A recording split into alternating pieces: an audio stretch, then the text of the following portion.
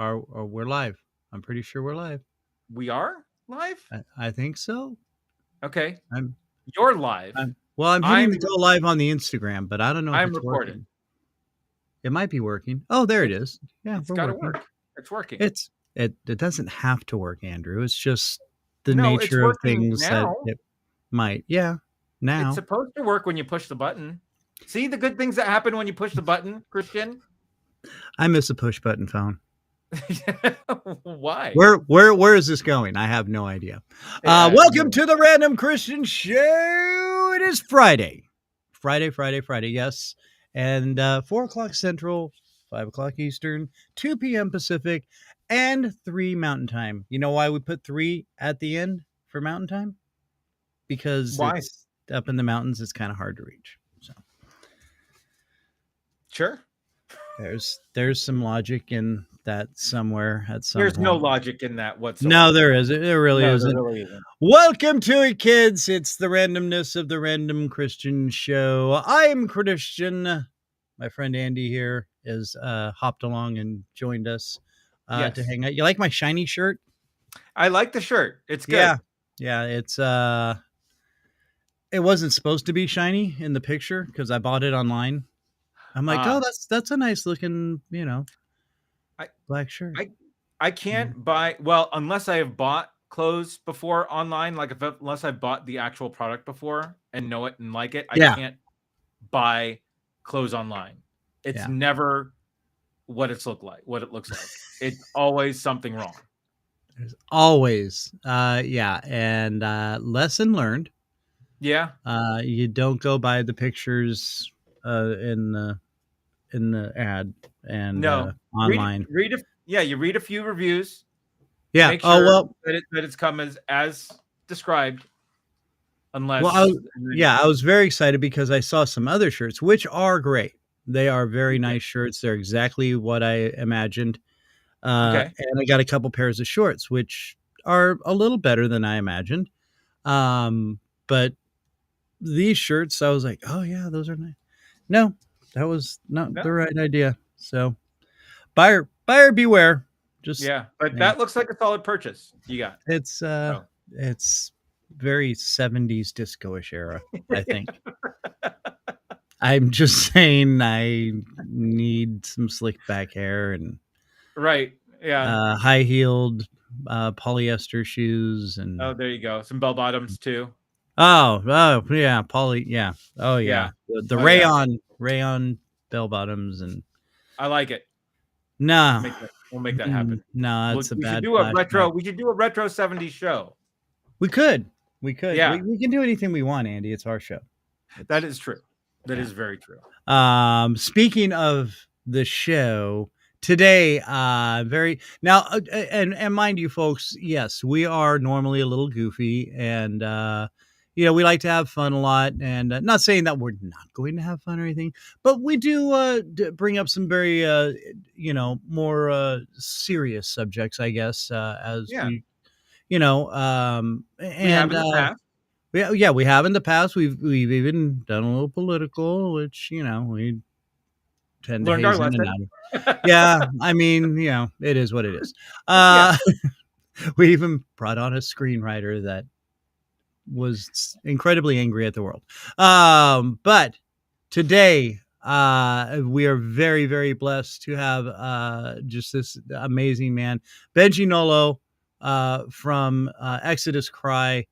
If you are not aware of what Exodus Cry is, you are, listen, they are one of the top reasons that the porn sites are being blocked. You've got age restrictions on them. Benji fights day and night to stop sex trafficking. And has done an amazing job. He brings awareness to so many people about it. Got films on it, some amazing documentary films.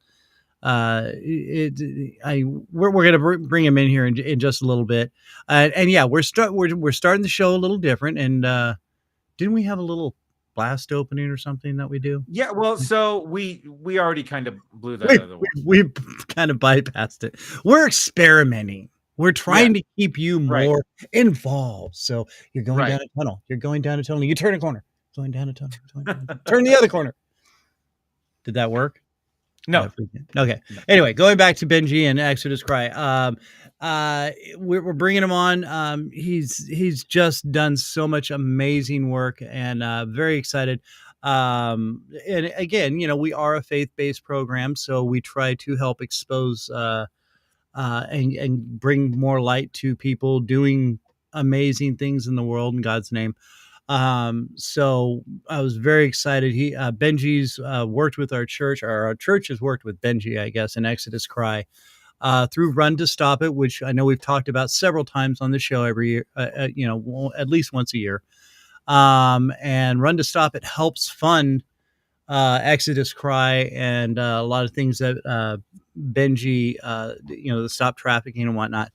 It's one of the many facets that we help fund through Run to Stop It. So we're very excited. He came and spoke at our church a couple of months ago, I believe it was, and it was just so amazing. And I've reached out several times. This guy is so busy, just relentlessly stop trying to get things passed and work through, and all these films that he's making. He's actually taken Exodus Cry to a next level.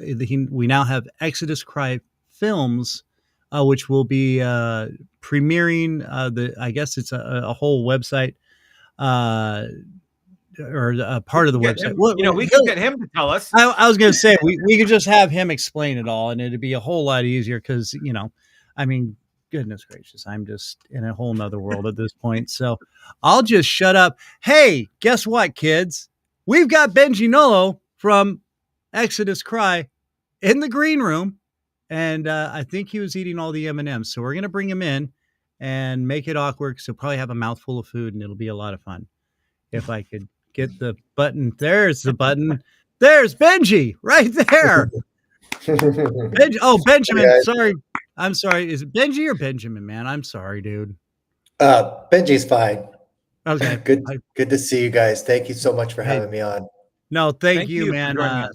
Yeah, I know your time is super, super precious. So I really, really value, again, every time I've seen you speak and the stuff you're talking about, I just, again, I kind of shared with you a little bit about my past, as a strip club DJ and stripper wrangler, as we used to call ourselves.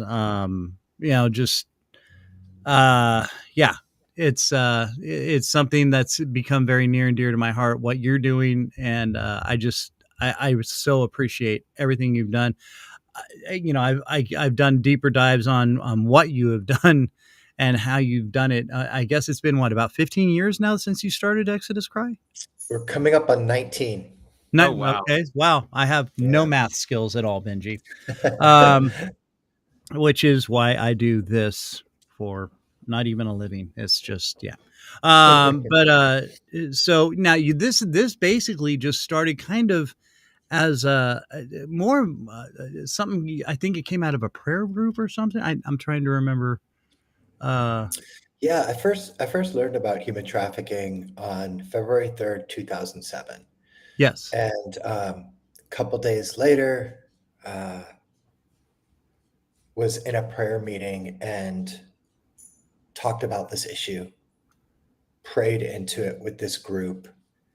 The very next day, there was one of the largest busts that have ever happened in the anti-trafficking cause.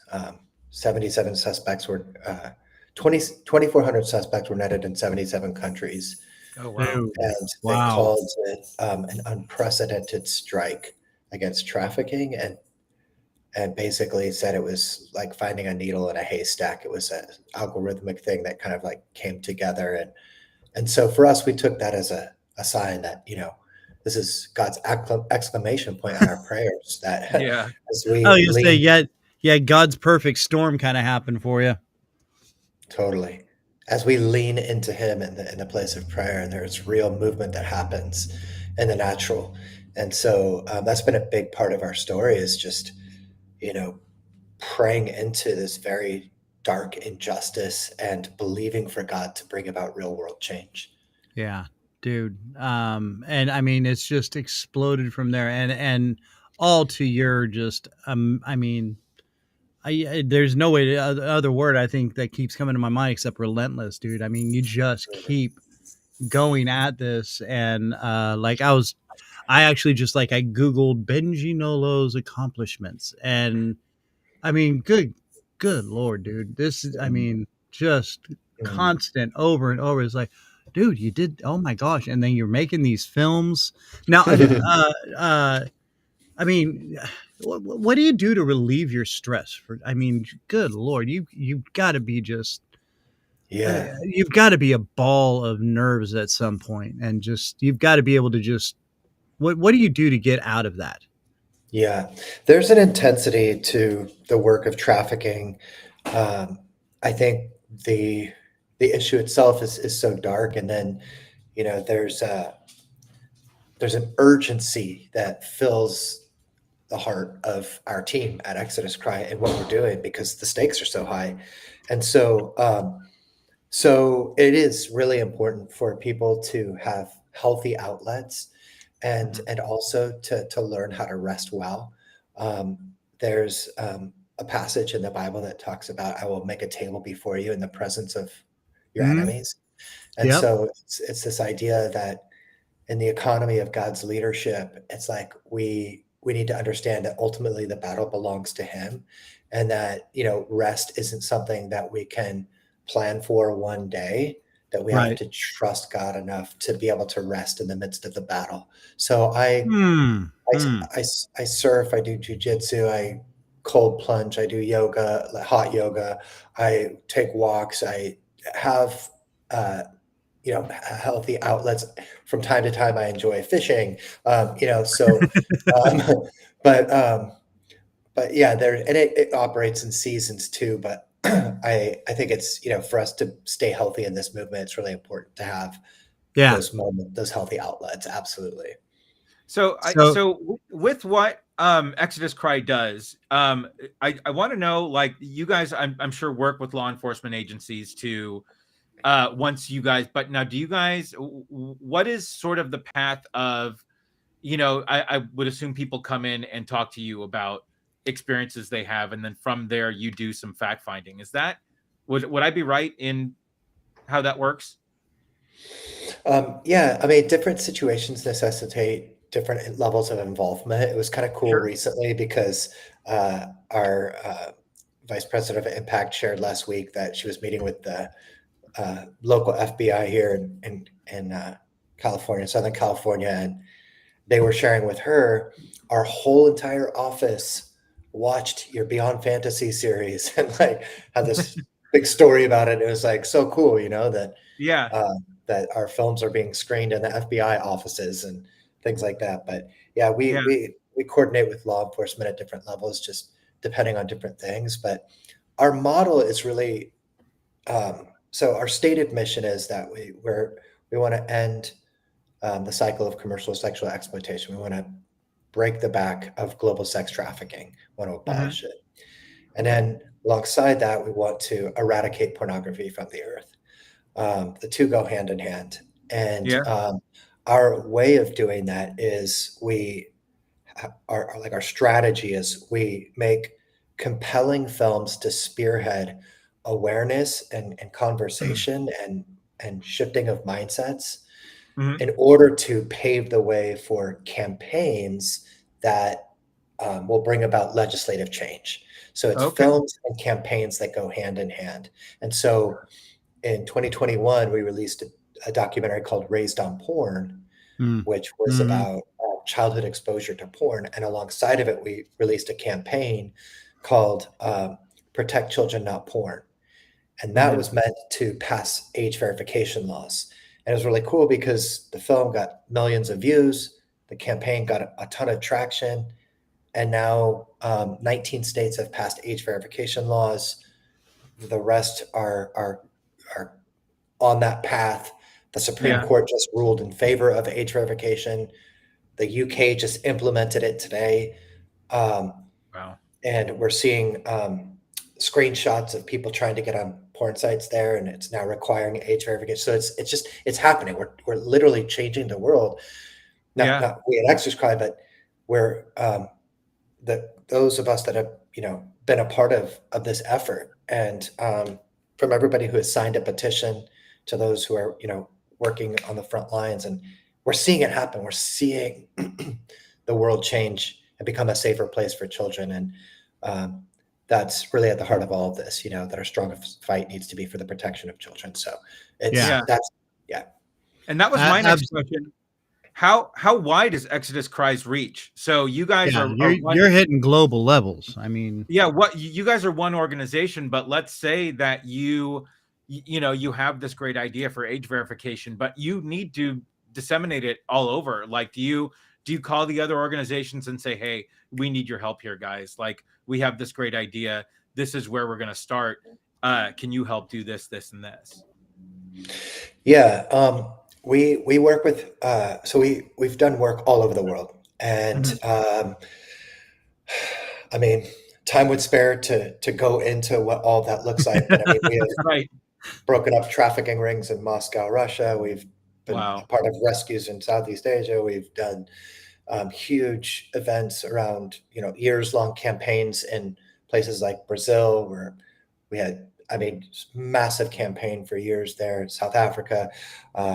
So literally, we worked have worked in different capacities around the world, and we try to train and equip leaders to go out as well. So we did a abolition retreat in Switzerland last year to train and equip and mobilize leaders in Europe, so in our conferences that we've done, the Abolition Summit has attracted people from all over the world as well. So it's very global. We do a lot here in the United States, but the issue is global, and it has to be fought with that mindset.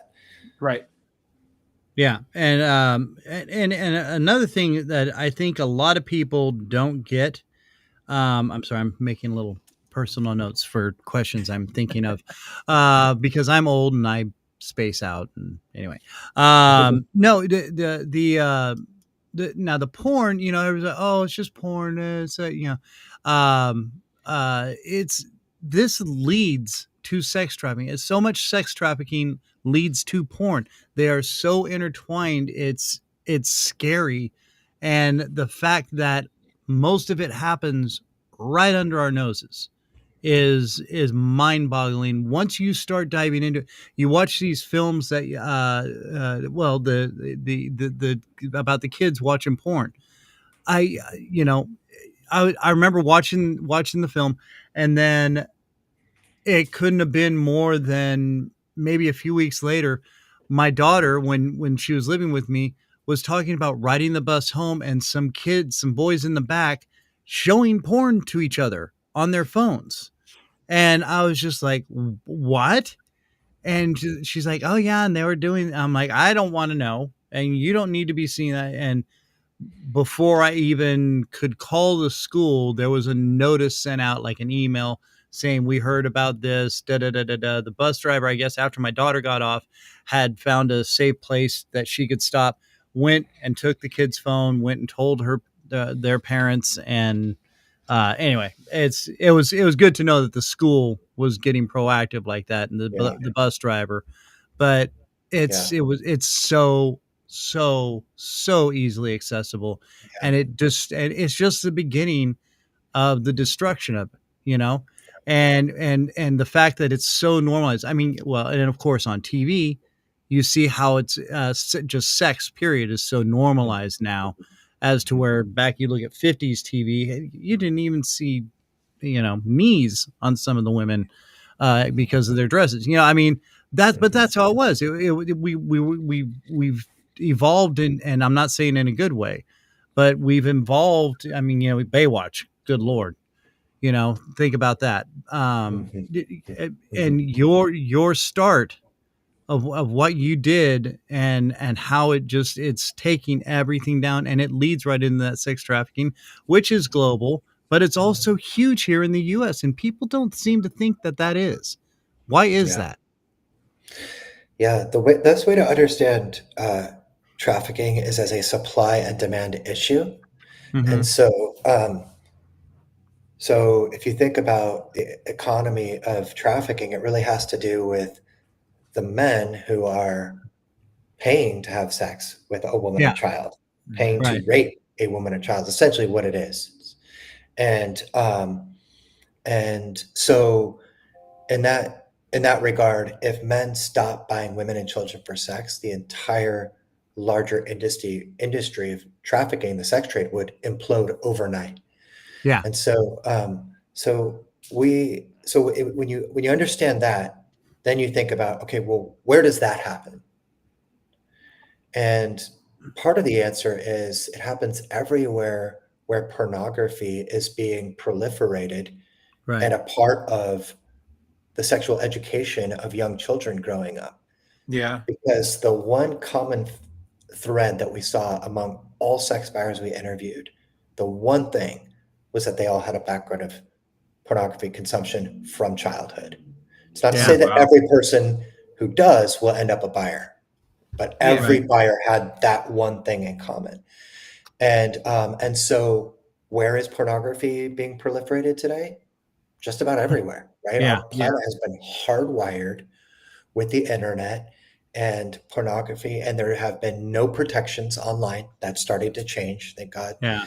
Um, and and so children have been growing up with widespread exposure to the most deviant, graphic, hardcore, violent, objectifying, humiliating sexual images that the world has literally ever seen. Yeah. Yeah. Um, an old colleague who, Gary Wilson, who has sadly passed away, talked about this idea that like it would take an entire lifetime 100 years ago to see as many quote unquote hot babes as someone can see in 10 seconds now, just Oh. scrolling Oh, wow. on the Yeah. porn site. And so we have been had this the analogy that I use is like I saw this image of a pipeline that was pumping thousands of gallons of sewage into the ocean, and it showed this huge brown cloud in the ocean, and in a way, I feel like that's essentially what's happening with pornography, just pumping Yeah. sewage into the brains of a generation. Oh, man. Yeah. And so why is sex trafficking? Why are there 42 million people trapped in the sex trade? It's the widespread, And that number right there is just staggering. 42 million. And that's basically, I mean, that's what you've been able to kind of document. That's not even, it's probably not even really, would you say there's a way lot more than 42 million? I mean, that's, yeah, I mean, some guesstimate as high as 50 million or more. Different studies that have been done, but we know that, this issue is affecting tens of millions of people. Those are just the ones, so it's a massive issue. yeah, And for our part, we are compelled to improve the world from the standpoint of creating better protections for children, protecting the innocence of children, holding perpetrators accountable. And part of that would include stronger laws to criminalize the purchase of sex at a felony level offense.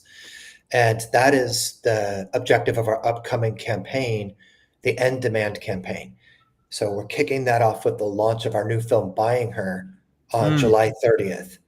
And people can watch that at exoduscryfilms.com.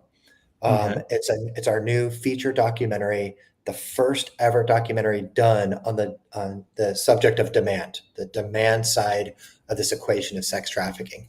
Interviews with these men, and so I just really encourage and want to invite all your listeners to check that out. yeah, So we have the and- trailer that we can show. right. Oh, that'd be great. Yeah, and now just so everybody knows, on the audio side of this, we've got Benji Nolot from Exodus Cry. He's the founder of Exodus Cry, starting a new division, I guess we could say, Exodus Cry Films. It will be starting on the 30th, right, of July. Yeah. And you can go check out all these films. Now, you're going to have not just the films you've done, but others as well, I'm sure. But if you go to exoduscry.com, they can find access to all this information about it, your films and whatnot.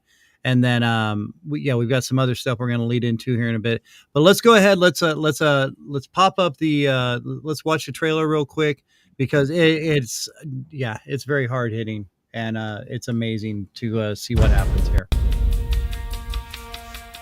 One day after work, this woman at the stop sign literally was banging on the front of my car. I remember waiting for her and having a real rush, the whole thing. All of a sudden, she'll do anything that I want. And I said, I want to have sex with this woman.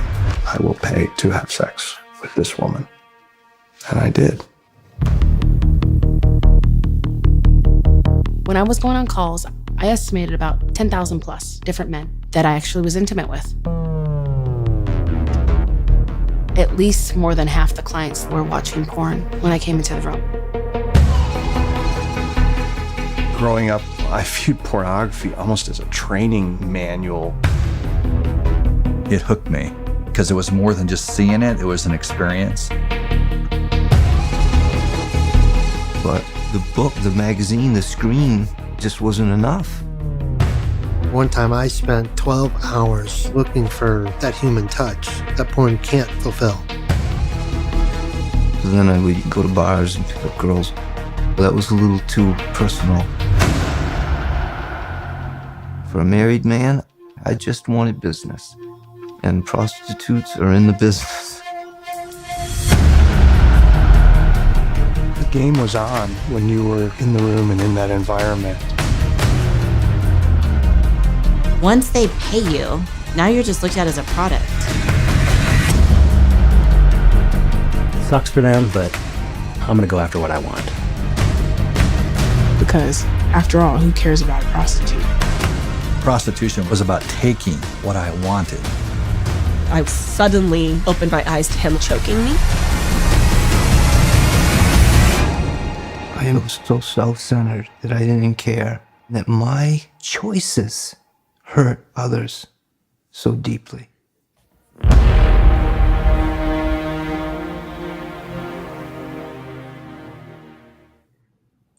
Boom. Wow. That's just, I mean, it's amazing because people don't and that guy nailed it at the end. He's like, my choices are, it's destroying lives and helping just kill off so many people, destroy children. And now you've mentioned, and I'm not trying to blow this out of proportion, but you refer more in the terms of women and girls, but this is also boys and men that, end up in the sex trafficking business, and not through their own choices, mind you. Some probably, but a lot, no. So this is not just a female thing. This is also males getting sucked into this and getting trapped into it. It's absolutely disturbing how it's done. I don't want to get into the details of it, but I know from what I've researched and what we've heard. We've had Russ Tuttle on. We've had oh my gosh, the guy from Relentless Pursuit. He was on here. He's moved into a different division, but it's what they find and what happens is just so absolutely disturbing and disgusting. And these people, they have no choice. They have, and most of them didn't have the desire. They just got tricked into it or drugged into it or trapped one way or another. And these simple choices of just having sex with a prostitute, and like she said, I'm just a commodity, and she doesn't see most of anything that happens out of it. She's just the end product. And it's just amazing. I mean, I'm sure you've had to deal with a lot of this. That's got to be rough some days, man. Yeah. I mean, it's such an egregious injustice, and our objective with these films is to help create a experience that invokes both empathy and outrage on the part of the viewer, to ultimately create a transformational experience where people who watch our films can also become engaged in the fight, even if it's something small like signing a petition or sending a donation, or you know, we've had many testimonies of people who've watched one of our films and then changed their major in college or started an organization. And so I think that the awareness piece is huge, that it starts there. Awareness by itself is not going to end this, but it also won't end until we have awareness. And so the films are huge to highlight this. And it's, you know, I heard one time this quote that there are two things that pierce the human heart: tragedy and beauty. And we try to capture both of those in our films. So while we're confronting the tragedy of the injustice of trafficking, this film also has an aspirational element to it where we are very hopeful and optimistic for men's capacity to change and to be a part of the solution to this problem. And also, as you mentioned, there are male victims of trafficking. That's not something that gets talked about enough. Now, I will say 99% of buyers are men. So even in cases where males being trafficked, it's still the men who are the buyers.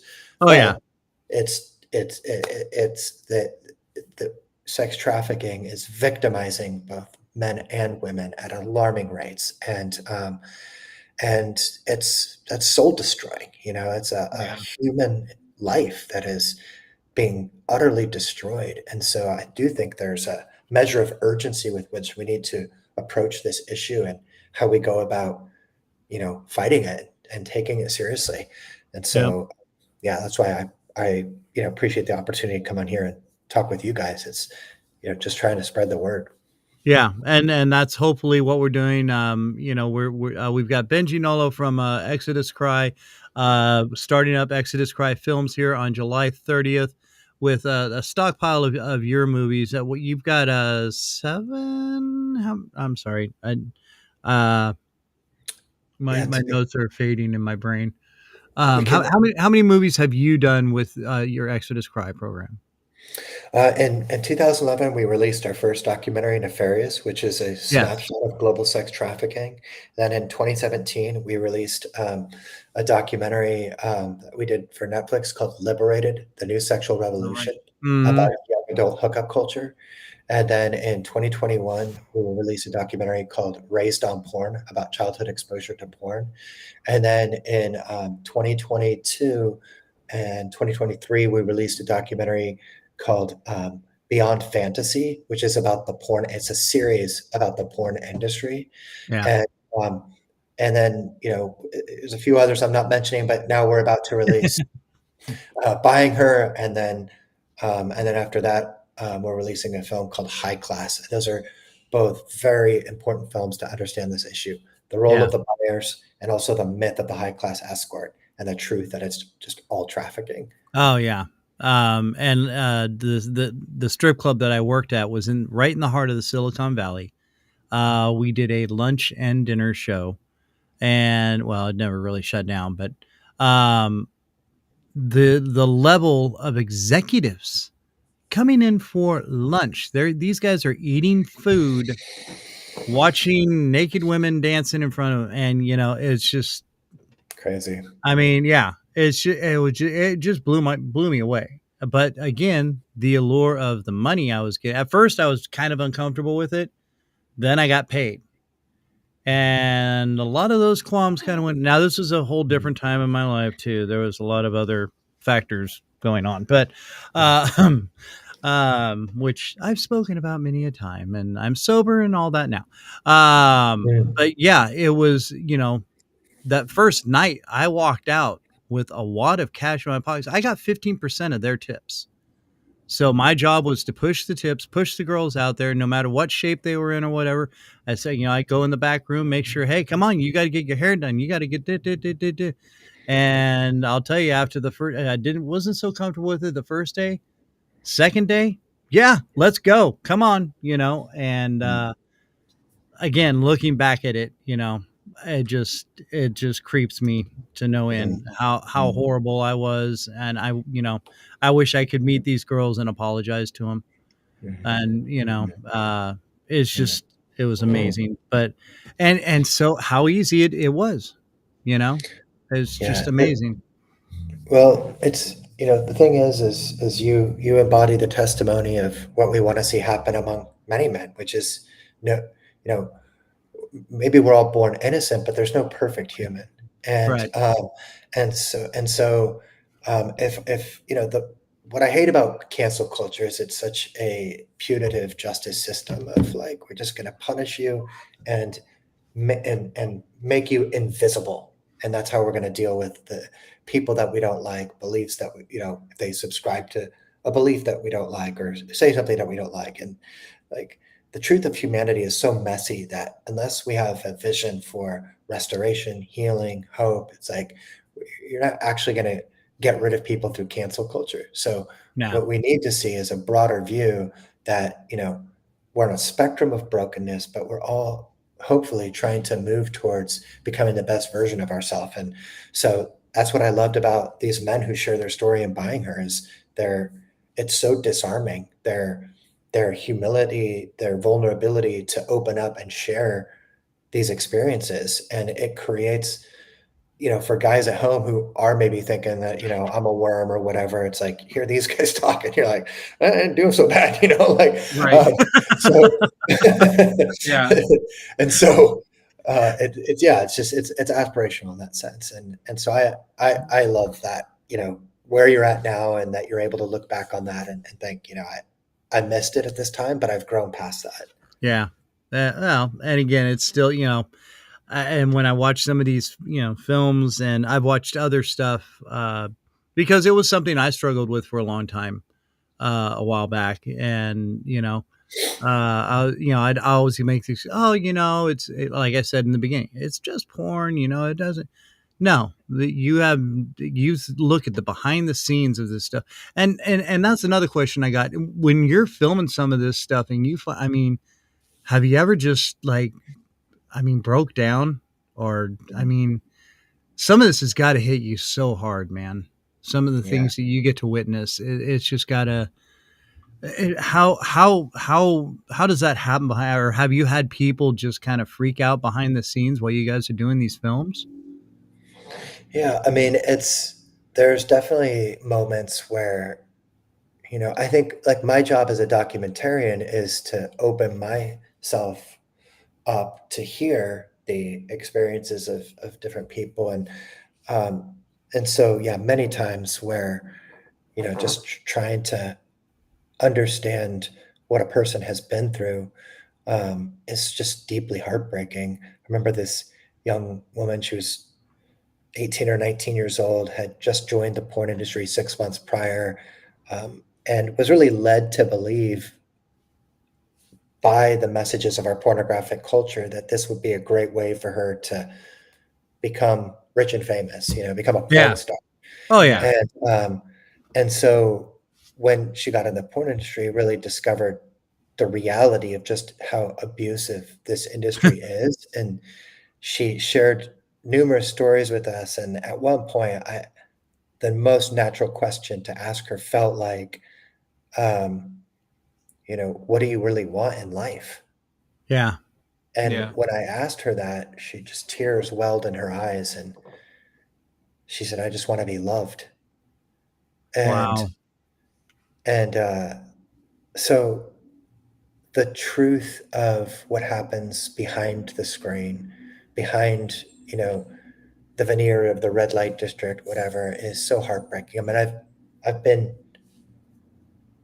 in those rooms. Like I was with a couple colleagues, and we met with a lady that this particular organization brought soup to these women who were in the windows in Amsterdam, and we sat with this lady, and she shared how after every customer, she just wants to vomit, and all the money has to go to so and so, and she shakes with anticipation when the next guy is going to come in. And so what you see in the window when you pass through the red light district is the come hither look. You see a woman in a scantily outfit, and that's a lie, and men who are taking that bait and saying, oh, she must really want this, like this, deserves this, is making money off this. The truth is she was utterly repulsed by the experience of it. Yeah. It was deeply humiliating. She wasn't keeping any of the money for herself, and she wanted to vomit after every client. And it's the same way in the porn industry. These women have these Twitter accounts where they present themselves a certain way, and the hard truth is there are no such thing as two-dimensional sex objects. Yeah. We're all three-dimensional beings with history, life experiences. We're all children at one time, and the sex trade dehumanizes people for its survival, for its existence. It depends on dehumanization.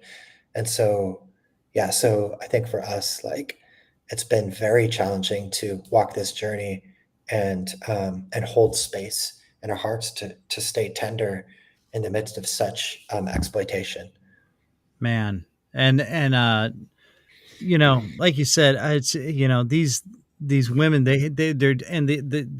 scared into doing it at this point. But, you know, after they get hooked in, again, trapped, because they know if they leave, some probably pretty bad's going to happen to them. You know, they especially from what I've understood about over in some of the European places are way worse than some of the stuff here in the U.S. because apparently it's easier. I don't know. This is some things that I've read about, but the over there across the pond, we shall call it, or whatever. You know, some of these ladies, like they basically they're offed. You know, they're unlived, as the kids like to say nowadays, and because they'll want out, and they're not allowed out. They're done. That's what they do until they're done with them, you know, or they don't bring in the money anymore, and then they're probably OD'd or whatever and sent off. It's just incredibly heartbreaking to hear these stories, and you know, it's just so amazing. Like, again, the light that you're shedding and the work that you have done, not just here in the US, but all over the world, down in South America. You guys have done some amazing work bringing light in the Brazilian trade. I believe there's been a lot that's happened down there that you guys have thwarted. And again, just these films alone. I mean, how many times have you had people just come up and go, "Man, I had no idea"? I mean, how often do you hear that? Yeah, quite a bit. I mean, we still get, you know, people, Jen, you can even read the comments in our ones that are posted on YouTube, thousands and thousands of comments of how people's lives have been impacted by the films. I mean, I've been, you know, in the middle of the Caribbean and had people come up to me and be like, I saw your film and oh my gosh, it changed my life. So it's really cool because, like I said before, you know, it's these films are meant to pierce the human heart with the deep connection to tragedy and beauty. And so I think people are so moved that they have a life-changing impact a lot of times. And so that's why we're launching Exodus Cry Films, our platform, is we wanted to have one place where people could see all of our films and for free. So you can still rent it, purchase it for digital download or rental on Amazon, iTunes, Google Play, all that. But our film platform, it'll be available for free. And that's why we're launching Exodus Cry Films. And we have some really exciting projects coming up that we're going to be releasing soon, aside from buying her. So now, do you find it a challenge when putting the documentaries together for the message already has a lot of weight, right? Mm-hmm. But you wanted to convey sort of the true weight of, and to hit a little harder. Do you find, was there a challenge as you started doing documentaries to where you are now, that you figured out sort of the way to really carry the weight of the message now to stories that you've heard before, but that people that are watching are hearing for the first time? Do you, I mean, are there any sort of tricks of the trade that you've learned to really sort of hammer home how important the message is without just the words? Yeah, I think, the part of the goal with these films is to take something that is a complex issue and it's a difficult and a hard-hitting issue and to craft it in such a way that makes it palatable for an audience. I would say Yeah. that especially, the case for a film like Beyond Fantasy, which was a series where, the amount of research and archival research went into that film. So our editors, just really having to sort through a lot of stuff to create something that's a viewable experience for somebody Yeah. at home. And so, yeah, I mean, our Winston Churchill said about the RAF that never has so much been owed by so many to so few for the role they played in fighting off the Luftwaffe, this small air force that fought off this, world superpower in Yeah. order to save the planet, essentially. And in a way, I think like that toward about our editors is like they've paid such a cost and made such a sacrifice of going through all of our footage and all the archival stuff to make one 30-minute film that Yeah. somebody at home can watch and get it. And Right. it's really easy to make bad movies, and it's Yeah. really hard to make good ones. And so we spend years working on these films. We put a lot into it, and each film necessitates its own level of tailoring and Yeah. and forging, and so my thing is I just try to reverence the story that I feel like is emerging and do everything that I can to help nurture that so it could find its ultimate cinematic expression Sure. and hopefully reach its intended audience. Yeah. No, that's now where again you talked about your website that's going to be open for the Exodus Cry Films, which is going to be free. This isn't going to cost anybody anything. Correct. And again, like you said, you can go on Google Play and pay for it there, whatever. I'm sure you probably get very small residuals from any of that, if any, right? Yeah, I mean, it is a way to monetize films, but our thing is like there's too many platforms and subscription Yeah. services that people are having to pay for nowadays. We're about the cause, and so we just want to give it away in Right. hopes that as many people can see it as possible. That it wakes somebody up. Now, so this is leading into a couple things here. Again, we've got Benji Nolot from Exodus Cry and Exodus Cry Films. If you go to exoduscry.com, I'm sure there's a place that people can donate to help your cause. Is that correct? Yeah, for sure. Okay. Greatly appreciated. I'm just kind of assumed. But I mean, anything too. And, not to sound like these, on the radio, the preachers, your dollar. Yeah. That $1 makes a huge difference no matter what it is. And I know people do raising things now. In lieu of that, and I'm segueing into the Run to Stop It program, which was started by the Rock of KC here in Kansas City, which is, I think they've done some amazing work to help fund you guys. When now, how long ago did that start with you guys? Oh man, they've been supporting us forever. Rock of KC is just such an amazing church. We've said since the beginning that we got into this that we felt like the church is the answer to help stop sex trafficking. It is the vehicle for bringing about God's justice in the planet in this dispensation of time. We know that one day Jesus will return, that he will bring about righteousness and justice for all eternity. Between now and then, we live in a fallen world, and God has mandated the church to fulfill his mission of establishing his government of righteousness and justice.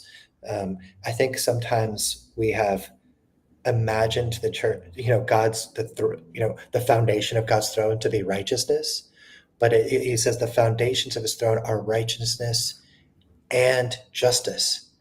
And so the justice piece is huge. And Jesus said he was anointed to set the captives free, heal the brokenhearted, open prison doors. So this work is very much at the center of the gospel. The Yeah. disappointment that we've had over the years is just how the lack of engagement from churches around this. Yeah. And I would say there is one who has stood out among them all, and that is the Rock of KC. They Yeah. are the most devoted, loyal, I mean, for years doing this every year, Yeah. and have raised millions of dollars literally for this cause. Yeah, I And was going to say, I think they're nearing, the goal is to make it up to 4 million this year. I think, right? so Something like that. Which is amazing. Through all this Run to Stop It program, they have the big marathon here in Kansas City in September, I believe it is, or October, somewhere right around there. And they do that it's just kind of a trigger to help people raise money for the program Run to Stop It, which if you go to runstostopit.com, you can donate there. You can see and find out more about it, or go to therockofkc.com, and there's plenty of information there as well. Just a great church, a great message. Pastor Philip and Pastor Jonathan, Pastor Isaac, all of them there. Just great word, great people. So many good things going out of there. I'm not just saying that because it's my home church. It's because it's true. And people that go there are just like, wow, you know. But the main thing is how much they've just gotten behind you and everything that you've been doing. Just could not be more excited about doing anything that we can to help you. So now what's the next phase for you here, Benji? I mean, not like you're not doing enough, but what I know, I can tell you've got something clicking in your mind. You've got another program ready to go, don't you? Yeah, we're really excited about the launch of this platform, the release of Buying Her, this new campaign, the End Demand campaign, and then so July 30th is World Day Against Trafficking in Persons, and so that's what we're syncing it up to. And then the next real big event on the horizon is January 11th, National Human Trafficking Awareness Day, and that's where we're releasing our documentary High Class, and we'll be launching a new campaign alongside that. And so, the goal isn't to have a million campaigns going, it's to have a few that are the substantive ingredients to really bring about concrete change and shift the tectonic plates to bring criminal culpability where it belongs, liberate victims, protect children. That's the journey that we're on, and that we want to invite others into with us. Yeah. So, man, it's just amazing. And again, I know you're an incredibly busy man, so I cannot thank you enough for taking this little bit of time out of your day. Thank you. Man, if there's ever any time you want to come back on and promote something else, next January, if you want to come on, we can talk about releasing High Class and all that. We'd love to premiere the trailer for you, and try to bring as much attention to this all as we can. Is there anything else that we've missed that you want to get out there? Because I'm sure there's about 9 billion, but one more main thing that we can throw out there for you, man. No, yeah, I think this is great. I mean, ultimately, at the end of the day, the issue of trafficking is going to end when we as men take responsibility for our part in it and challenge others to do the same. It's about a way of being in the world, and it's about a vision of being an empathetic and humble person, patterned after the life of Christ. The idea of men going out and trying to satisfy their sexuality by consuming porn or going to strip clubs, or it's just they're participating in a lie that is destroying humanity. And so that's my challenge to men as we get ready to launch this Buying Her film, and I hope that many will see it. So thank you guys again. I appreciate the time. It's been an honor to connect with you. Hey, Benji, thank you so much. Ladies and gentlemen, Benji Nolot, Exodus Cry Films. It's all being released July 30th. Go find it on Exodus Cry exoduscry.com. Again, Benji, thank you so much for your time. Keep up the great work. And again, love to have you back in the future, man. So be Awesome. good, my friend. And hopefully good. see you soon. All right, brother. Okay, sounds good. Thank you, guys. Bye-bye. Peace Thank out, you. man. All right. Oh my gosh, dude, we could have gone like another couple of hours with all the Probably. information he's got. It's there's just so much that guy is doing.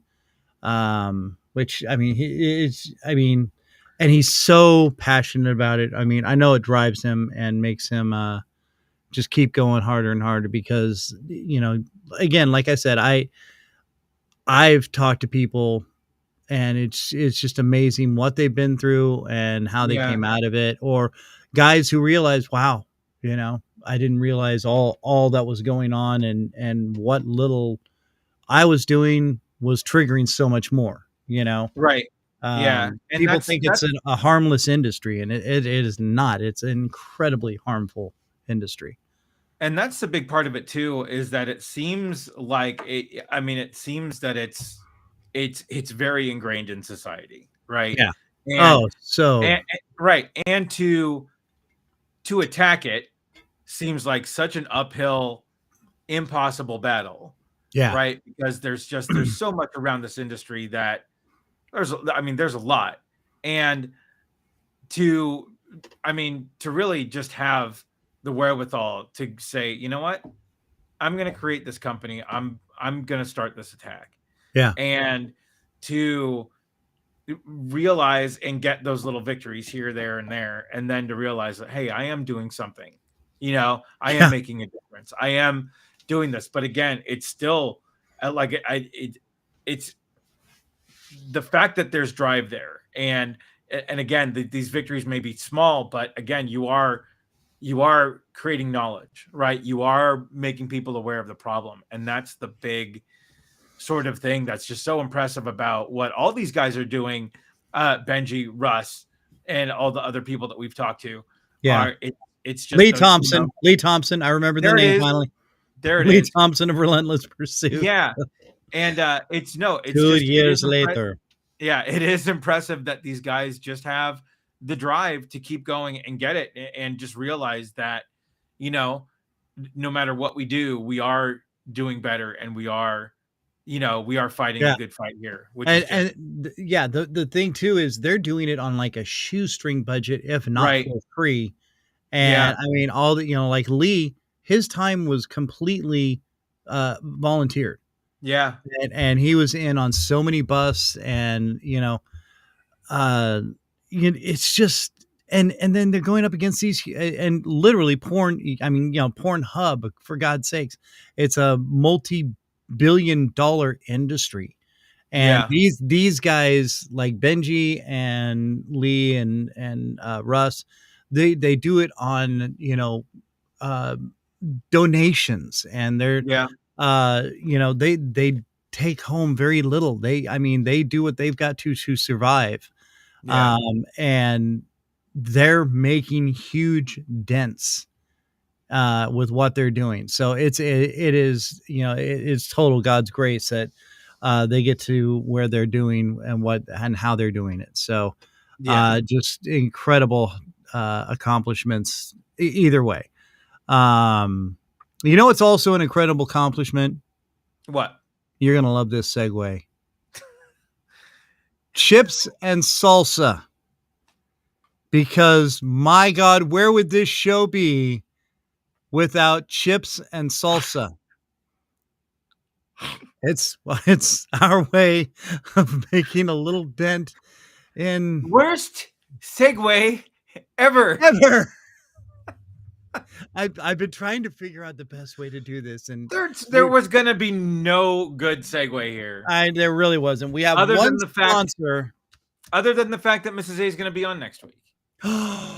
That's right, Mrs. A from Mrs. A's famous salsa buena, which you can find it from the Pacific Coast all the way out to the Rockies. She's got 3 amazing flavors with 2 new ones coming out soon. You find it in the refrigerated section of the store. It's Mrs. A's famous salsa buena.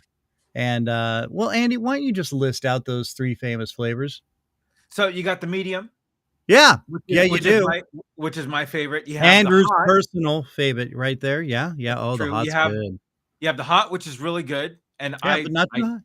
I didn't mind the hot. Wasn't too hot, but and then you have Kristian's favorite. Yeah, you got to roll that R in verde. Yeah, you gotta salsa verde. No, oh, such amazing. And you know the great thing about it is what? There's no onion breath. That's right. There's Mrs. A right there. Just got back from her birthday trip out to the islands. Welcome back, Mrs. A. So speaking of Mrs. A and salsa, I've got a little empty spot where a little dish of salsa would be fantastic, if you know what I mean. Well, see, look at that. Look at that. There it is. Yes. And a little DJ air horn for that one. Beautiful. Yeah. Beautiful, delicious, amazing salsa made with fresh ingredients. And it's now the thing is she's got a kind of a distribution problem because she keeps it fresh. It's in the refrigerated section at the store. If you don't see it, ask your grocer for it and say, hey, why don't you have Mrs. A's famous salsa buena? It's like the best salsa out there, and you need to have a section for it right here. It's because it's a challenge for shipping. So she's trying to figure out the logistics of making it happen, maybe opening up another processing plant somewhere like here in the city or something.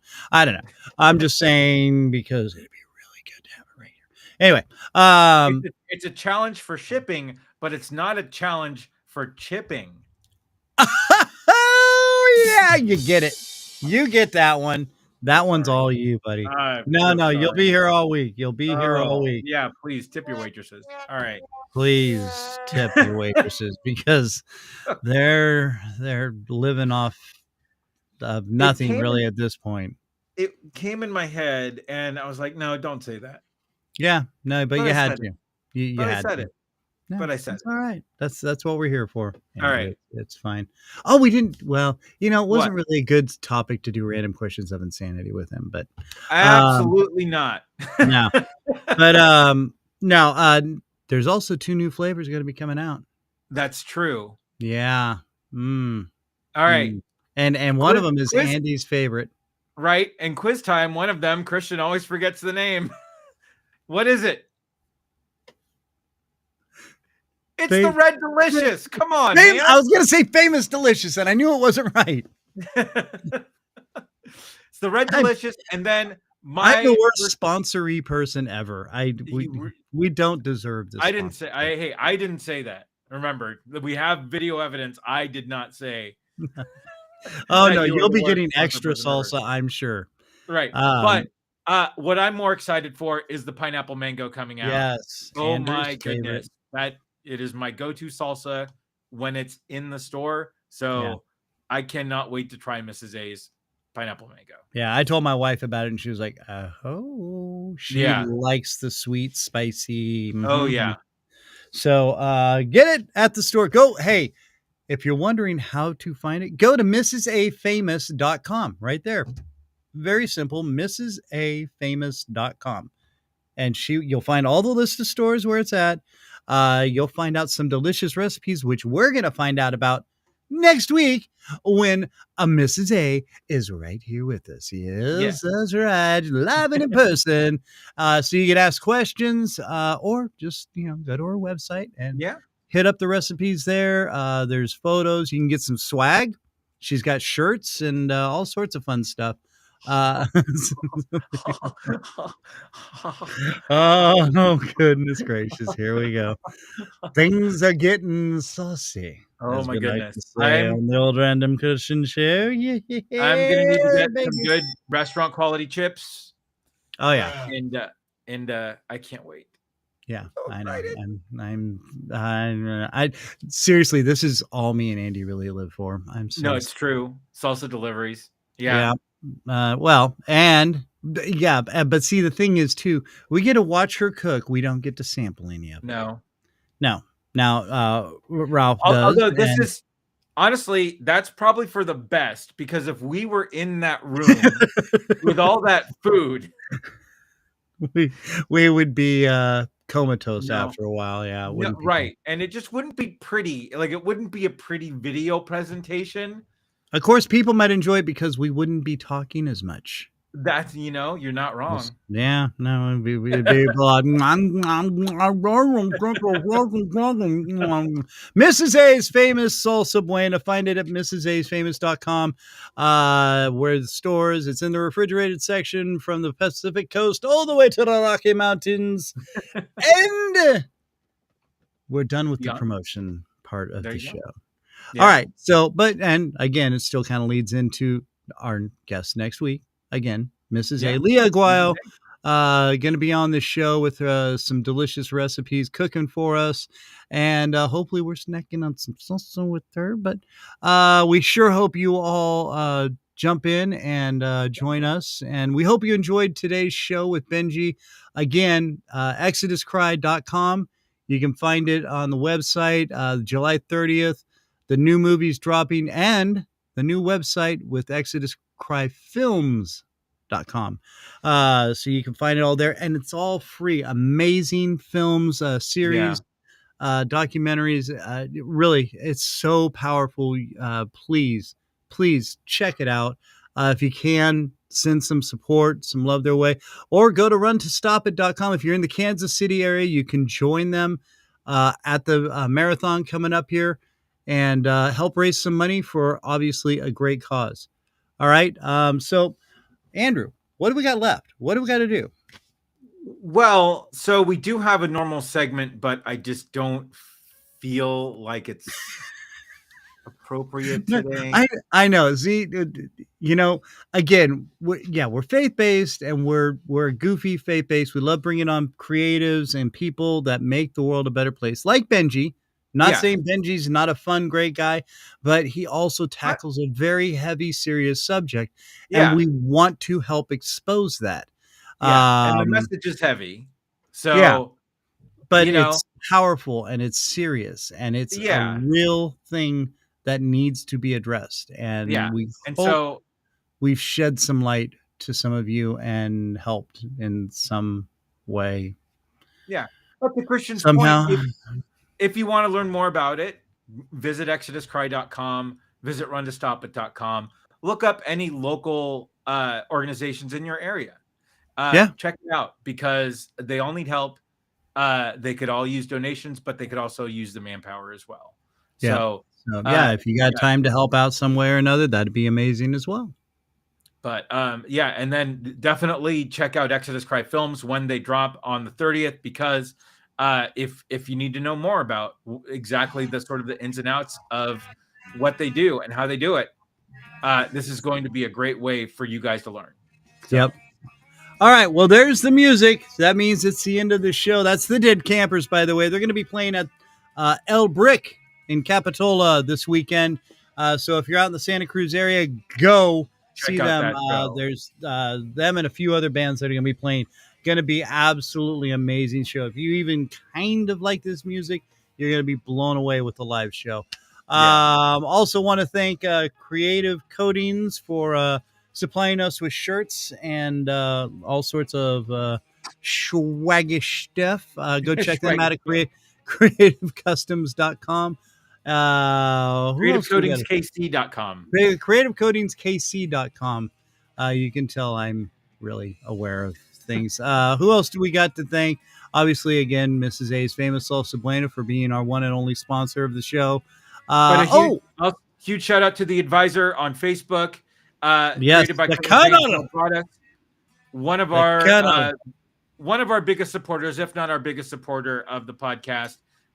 Colonel, thank you so much for all the love that you send us online in your group every week. We really appreciate it.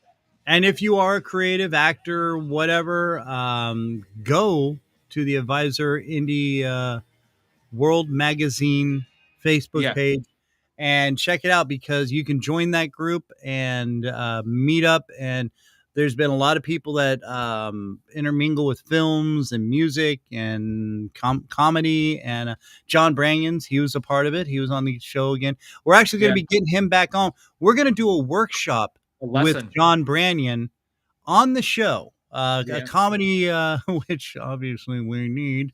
But yeah, we're going to be joined by John Branyan. He's going to teach us a little comedy, learning fun kind of thing. So if you're into that kind of stuff, we'll let you know. We haven't worked out a date yet, but we're going to plan that out with him. That'll be coming up soon in probably a couple of months. So just be aware of that.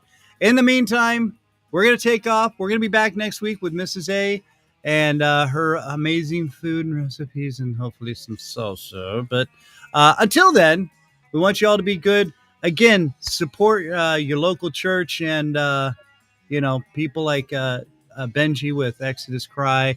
Lend a hand somewhere. Give somebody some love. And, just be good to each other, people. We're all we got out there. And we love you. God bless you. We will see you again in a week. And thank you all so much for being a part of it. Tell a friend. Spread the word. Spread the love. Still struggling to find the end credits. Every daggum week.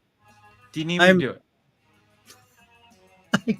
I'm totally in the wrong place. Say the word. I got it. Yeah, do it. I got it. Peace.